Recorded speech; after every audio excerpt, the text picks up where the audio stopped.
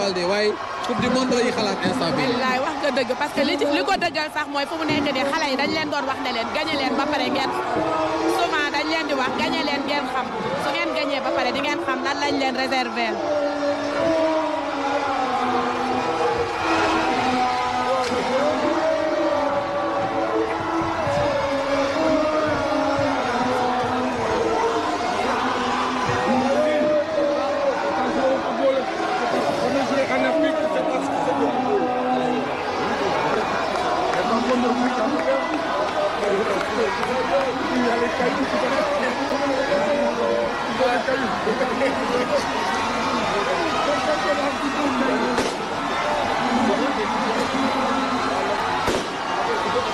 kon nag mbokk yi daa mel ni yéen yegsi nañ fi nga xamante ne moo di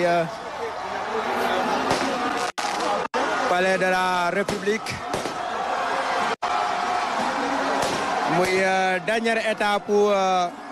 parade du Lion yi muy parade bu am solo bu mucc ayib buy wone nag liggéey bu am solo bi nga xamante ne suñu gaynde yi def nañ ko kon tey jii nag gaynde yi yegsi nañ fi nga xamante ne moo di palais de la République. ci coupe d'Afrique bii di ñëw jox leen aussi ci coupe du monde bii ñu jëm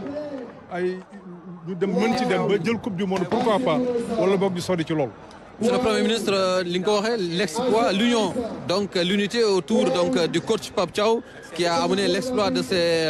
vaillants joueurs. Aujourd'hui, vous venez répondre à l'invitation du président de la République. C'est également une fierté que de voir toute la classe politique réunie ici pour honorer justement ces vaillants djambars. Aujourd'hui, je ne veux même pas qu'on parle de classe politique.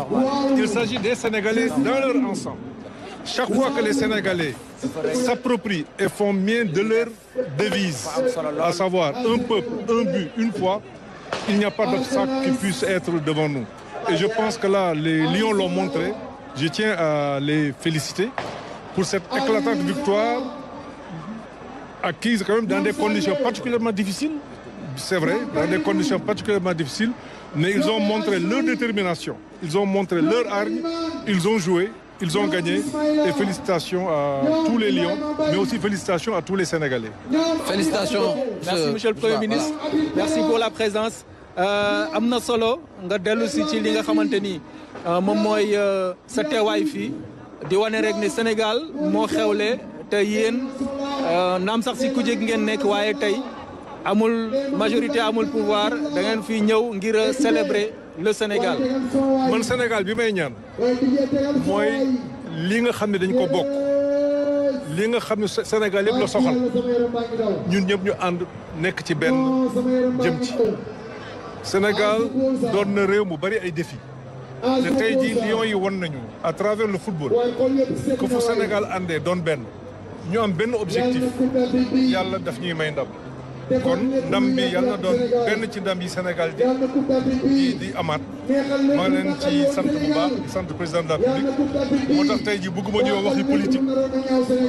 yooyu dama bëggoon li ma gënal mooy toujours lii nga xam ne moom mooy lii réew mi moom lii réew mi bokk ñu ànd ci en tant que sénégalais liggéey ko et ci man loolu laa nekk loolu laay ñaan. mën nañu jàpp ne ndam li am na loo xamante ni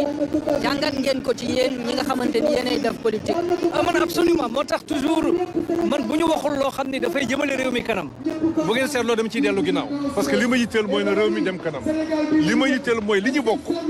nañ ci fexe ba ku ci nekk mën cee gis sa bopp te Sénégal boo xoolee ni ñu koy bàkkee mooy un peuple un but mooy ñu am benn objectif am benn gëm-gëm fu ñu ko defee rek yàlla dafa ñuy may ndam vraiment je suis très fier d'être là très satisfait d'être là may ñaan mu doon benn ci succès yi Sénégal di am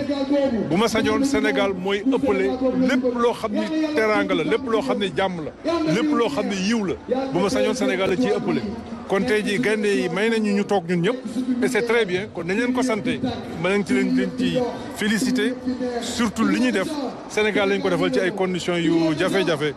may remercier ñëpp di féliciter gouvernement bi def nañ ci li ñu war a def di féliciter président de la République mi ma invité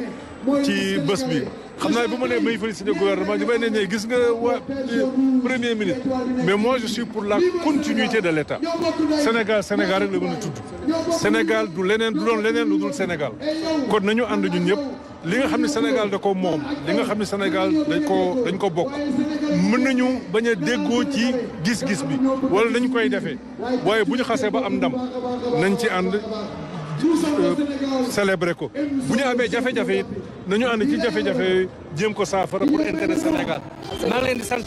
jërëjëf monsieur le Premier ministre Amadou Ba, le patron de la nouvelle responsabilité, un parti d'opposition venu donc représenter sa formation politique, mais pour montrer effectivement que le Sénégal est uni et ces moments-là sont des occasions de montrer la force de notre pays.